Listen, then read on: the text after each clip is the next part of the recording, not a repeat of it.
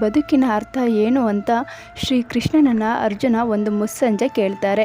ಅದಕ್ಕೆ ಶ್ರೀಕೃಷ್ಣ ದೂರದಲ್ಲಿ ಹಾರುತ್ತಿದ್ದ ಒಂದು ಹಕ್ಕಿಯನ್ನು ತೋರಿಸಿ ಅದನ್ನು ಒಡೆದು ಉರುಳಿಸು ಅಂತ ಹೇಳ್ತಾರೆ.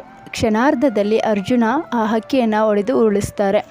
ಆಗ ಶ್ರೀಕೃಷ್ಣ ಹೇಳ್ತಾರೆ, ಆ ಹಕ್ಕಿಯ ಸಾವಿಗೆ ಕಾರಣವಾದದ್ದು ನಿನ್ನ ಪ್ರಶ್ನೆ. ಅಲ್ಲಿ ಆಕಾಶದಲ್ಲಿ ಹಾರುತ್ತಿದ್ದ ಹಕ್ಕಿಗೆ ನಿನ್ನ ಪ್ರಶ್ನೆಯಾಗಲಿ ನನ್ನ ಉತ್ತರವಾಗಲಿ ನಿನ್ನ ಕ್ರಿಯೆಯಾಗಲಿ ಯಾವುದೂ ಗೊತ್ತಿರಲಿಲ್ಲ. ಹೀಗಾಗಿ ಅದರ ಸಾವು ಕೂಡ ಅನಾಯಾಸ.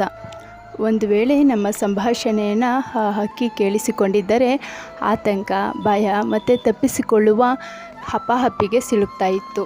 ಹಾಗೆ ನಾವು ಅಷ್ಟೇ ಜೀವನದ ಅರ್ಥ ಹುಡುಕ್ತಾ ಹೋದಂತೆ ಆತಂಕ, ಭಯ ಮತ್ತು ಯಾವುದರಿಂದಲೋ ತಪ್ಪಿಸಿಕೊಳ್ಳುವ ಹಪಾಹಪಿಗೆ ಸಿಲುಕ್ತೇವೆ. ಆದ್ದರಿಂದ ಹಾರ್ತಾ ಇರೋಣ, ಬಾಣ ಬಂದು ಬೀಳುವ ತನಕ ಆಕಾಶ ನಮ್ಮದೇ ಅಲ್ವಾ?